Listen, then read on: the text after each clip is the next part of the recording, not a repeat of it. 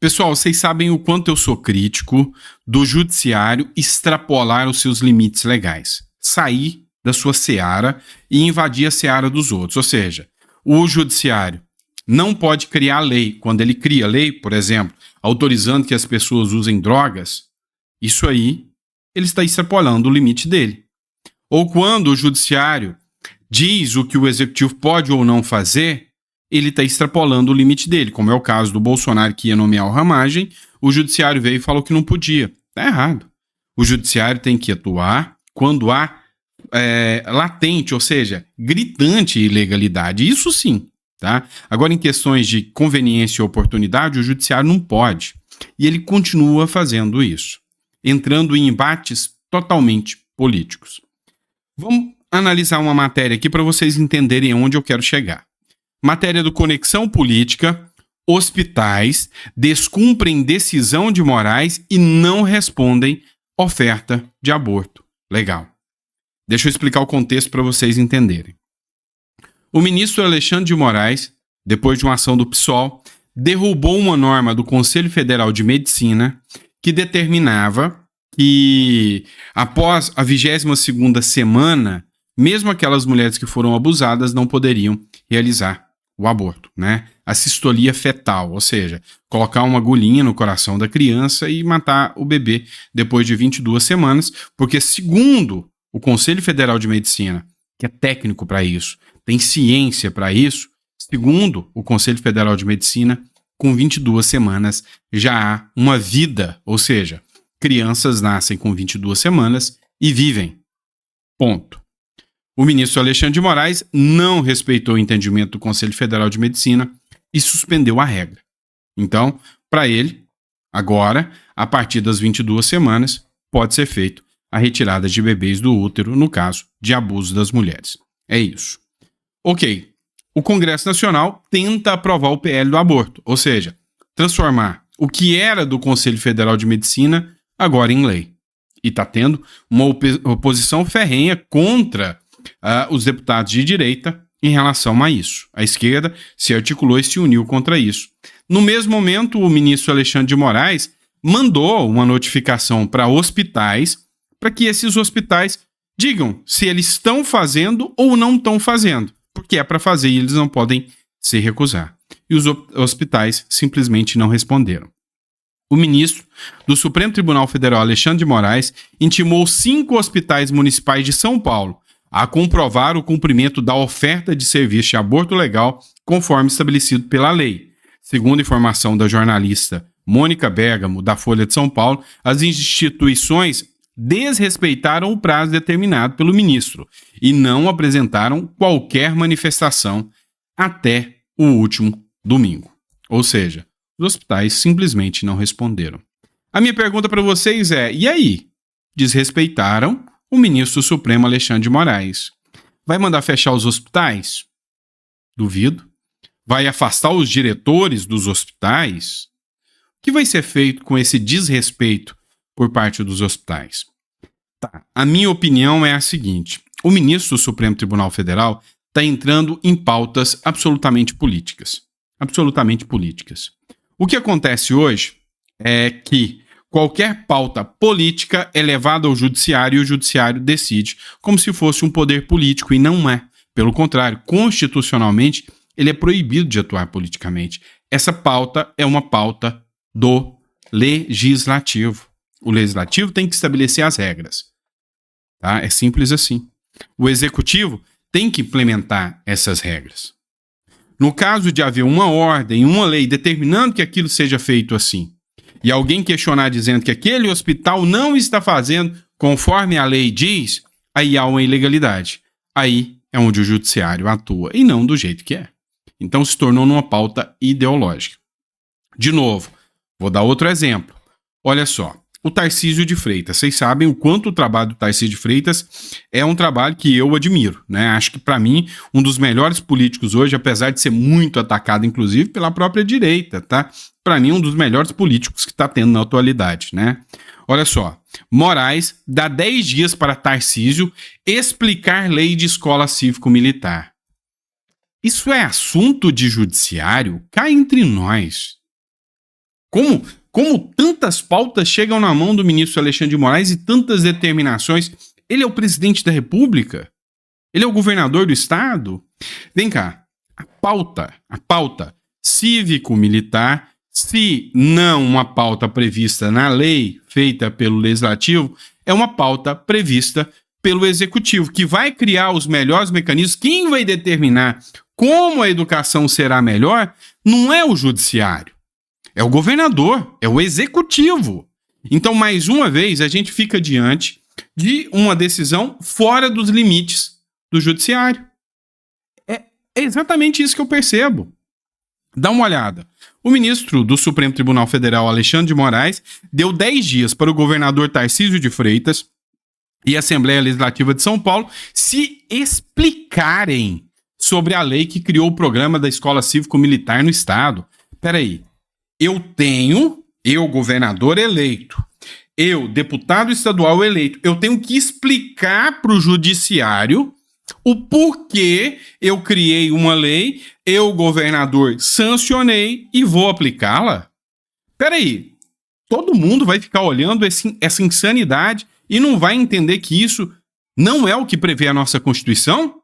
Todo mundo vai ficar observando essa insanidade e não vai entender que há literalmente aqui um abuso por parte dos limites da aplicação dessa regra? Entendam, não se trata da ilegalidade numa aplicação de uma lei ou não. Eu, hoje, legislador eleito, tenho que explicar o porquê eu decidi votar uma pauta. Não faz sentido. O prazo foi estipulado após o Partido dos Trabalhadores, o PT, acionar o STF e solicitar a suspensão cautelar da lei, alegando que as consequências políticas do programa põem em risco a ordem democrática. Moraes é o relator da ação protocolada pelo PT. Coincidência, né? O ministro Supremo Alexandre de Moraes é muito sorteado, né? O ministro determinou ainda que os autos sejam enviados na sequência ao advogado-geral da União, Jorge Messias, e ao procurador-geral da República, Paulo Gonet, que terão 5 dias para se manifestar. Esta é a segunda ação que o STF recebe sobre as escolas cívico-militares de São Paulo. Antes do PT, o PSOL também pediu que a lei sancionada por Tarcísio seja declarada inconstitucional, afirmando que o governo estadual não tem competência para legislar sobre os modelos educacionais. Entendam, Tarcísio foi eleito. No programa de governo do Tarcísio e da direita, estavam as escolas cívico-militares, tá a privatização de instituições. Tarcísio foi eleito para isso. Cadê a democracia? Ou seja, se o Lula foi eleito, ele que articule com a base dos deputados eleitos e façam os projetos que ele acha certo. Exemplo, ontem foi aprovado uma lei, ou seja, numa comissão, uma lei da Tabata Amaral, que prevê o estudo de feminismo nas escolas. Eu discordo, mas ela foi eleita. Eu tenho que calar a atuação de uma deputada no judiciário? Então, o Brasil perdeu a essência republicana que ele devia ter. É simples assim. É insano o judiciário ter que dizer para os deputados e para o governador o porquê que eles estão agindo daquela forma. Cadê a ilegalidade no ato? É ideológico, não é questão de legalidade. E aí, o PT está tirando por completo todos os poderes, o legislativo e o executivo, e eu concordo 100% com o Lira, que tem que haver uma limitação sobre essas ações destinadas ao judiciário. Tá certinho o Arthur Lira. Vamos lá. Saindo agora dessa pauta, vamos entrar em outra matéria. Prefeito de Porto Alegre diz que governo Lula não colocou 1 centavo nos abrigos da cidade. Fez uma denúncia. O prefeito de Porto Alegre, Sebastião Melo, criticou a atuação do governo do presidente Luiz Inácio Lula da Silva na adoção de medidas para a reconstrução da capital gaúcha. Durante entrevista à revista Veja, neste domingo, ele disse que o petista não colocou 1 centavo nos abrigos do município e que reconstrução é uma demanda urgente. A cidade registrou a maior cheia da história e deixou cerca de 15 mil desabrigados. Sebastião Melo indagou o governo federal se deseja que as pessoas desabrigadas vivam nas praças. Ele pediu a participação federal no processo de transição que pode durar até 2 anos. Aí a questão a responsabilidade precisa ser dada. É só do município? É em conjunto com o Estado e com a União? Aí sim, é um questionamento em que, se a lei não fala, o judiciário define. Você entende a diferença? Olha, eu preciso de ajuda, preciso saber de quem é a responsabilidade. Não é responsabilidade do judiciário, do Executivo Federal, é só municipal. Mas nada mais que isso. Nada mais que isso. É atuação restrita à lei. Então, assim, é complexo demais. Vamos falar agora de oposição, tá? A gente, é óbvio que critica a oposição ao governo Lula, os deputados e senadores de direita que foram eleitos por nós, quando a gente não concorda com alguma das pautas deles. Mas a gente também tem que reconhecer o trabalho que é feito, e é por isso que a gente está conversando aqui sobre isso. Esse ano é um ano muito complicado. O Brasil é um ano que tem Copa, tem eleição, tem carnaval, tem tudo, né? Então acaba que quando esse tipo de coisa vai acontecendo, né? Quando essas coisas vão acontecendo, não funciona. O Brasil já é um país que não funciona direito. E quando acontece, não funciona. Esse ano, por exemplo, é ano de eleição. E a eleição vai travar o funcionamento do Senado e do Congresso. Mas mesmo assim, tem pautas importantíssimas, como por exemplo, esse caso aqui. Matéria do último segundo da IG de hoje, tá? Oposição ao governo Lula articula a abertura de CPI do arroz. O João Edgar Preto, tá, que é do PT do Rio Grande do Sul, presidente da Conab, pode se tornar o principal alvo das investigações. Deixa eu explicar isso aqui para vocês. O governo Lula queria comprar arroz. O Lula admitiu que tinha uma falcatrua. O Lula suspendeu o processo de leilão de arroz. Agora ele quer fazer de novo. As empresas que iam vender o arroz para o Lula, apesar de muitas críticas, de dizer que não precisava fazer essa compra de arroz, porque não vai faltar arroz no Brasil, era uma medida eleitoreira, a empresa não tinha capacidade de produzir aquela demanda toda e deu a maior bandeira, que era a falcatrua. Simples assim. Simples assim. E aí o que acontece? A oposição agora está articulando uma CPI para descobrir todas as falhas, tá? Todas as falhas. E agora, aconteceu o seguinte. A Bárbara do Titualizei publicou aqui, ó. Ministro do Lula vai demitir o diretor da Conab responsável pelo leilão do arroz. E a Bárbara falou, ó, só a demissão não basta, tem que investigar. E a investigação vem através da CPI. Só que essa CPI pode descobrir tanta coisa, tanta falcatrua, é a palavra que o Lula utilizou, tá? Tanta falcatrua, ou vai provar que o Lula agiu certo, né? Por que eu digo? Olha essa matéria do Pleno News. Uma empresa que arrematou leilão de arroz venceu também o leilão de milho. Ou seja, já existia um leilão de milho por parte do governo e uma dessas empresas que foi questionada, ela arrematou milho. Ou seja, ela já teve um projeto concluído com o governo Lula. Nada seria estranho se essa empresa que contratou o leilão de milho e que agora venceu o leilão de arroz não fosse uma empresa de importação e venda de carros. Pois é. Matéria do Pleno News, 6 meses antes de arrematar lote de leilão de arroz do governo federal, a locadora de carros ASR Locação de Veículos e Máquinas venceu também a licitação de milho do governo petista da Bahia. Ambos os certames foram conduzidos pela Conab, que é a Companhia Nacional de Abastecimento, desde o edital até as etapas finais do Congresso. Ou seja, é um modus operandi que já existia.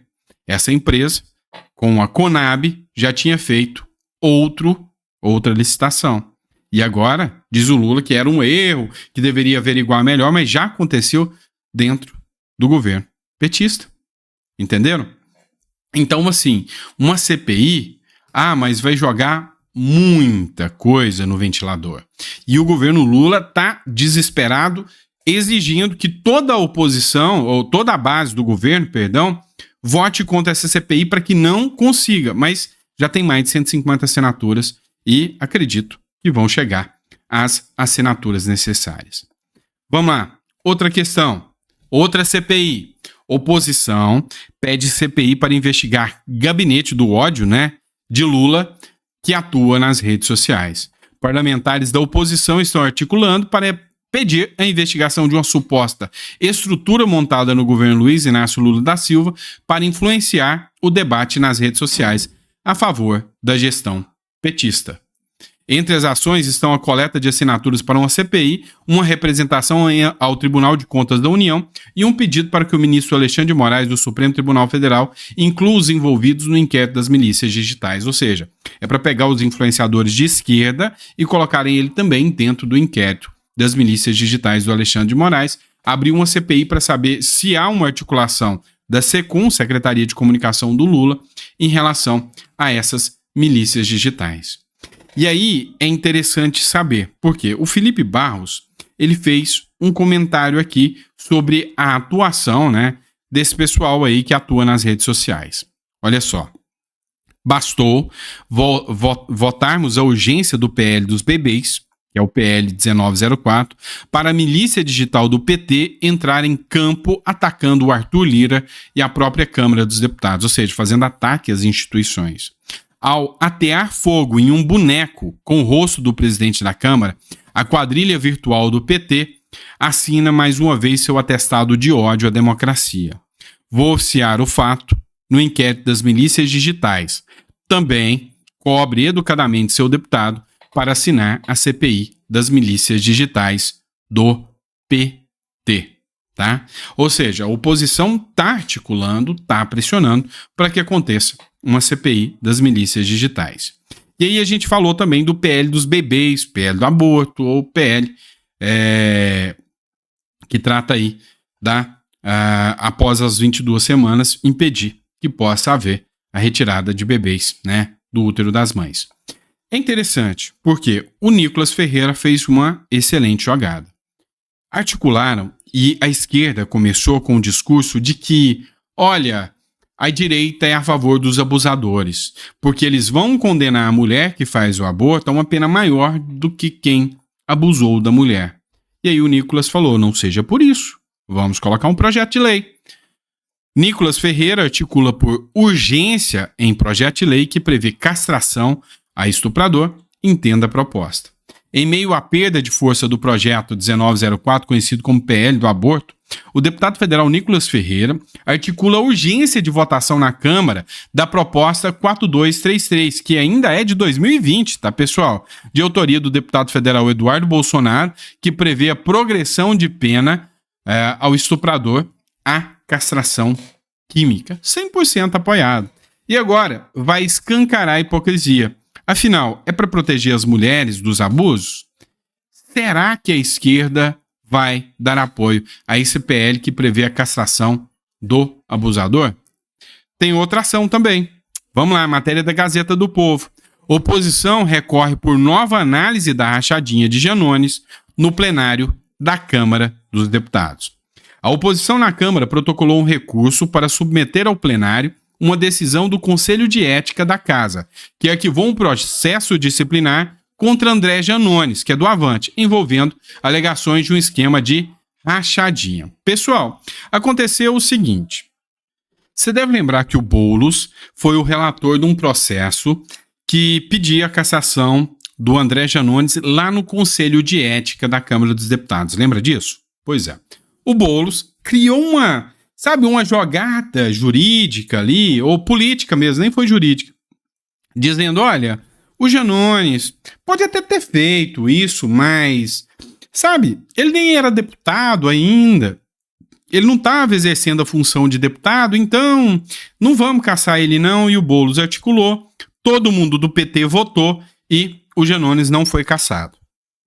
A gente já sabe que existe um protecionismo muito grande dos deputados uns para com os outros, né? Então eles não deixam as coisas andarem lá na Comissão de Ética da Câmara dos Deputados. Só que aconteceu uma coisa inédita. A Comissão de Ética mandou arquivar o processo contra o Janones, como fazem com todos, tá? Com quase todos os deputados. Agora, a oposição, que junta aí vários partidos, querem recorrer da decisão. Querem levar o André Janones para ser julgado no plenário virtual, lá onde aprova as leis, quer levar para lá como um recurso. Essa medida é possível. Essa medida, ela está prevista dentro do regimento interno da Câmara dos Deputados. Então, eles vão fazer um recurso para que esse projeto chegue até a Câmara dos Deputados e, chegando na Câmara dos Deputados, no plenário virtual, eles votem se vão cassar ou não o André Janones. Nunca aconteceu isso antes.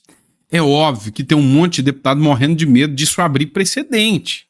Mas a verdade é que pegou tão feio para a Câmara dos Deputados o Boulos e a turma do PT arquivar o processo do Janones, que o Arthur Lira até cogita a possibilidade de levar isso mesmo para o plenário da Câmara dos Deputados e deixar a decisão na mão de todos os deputados.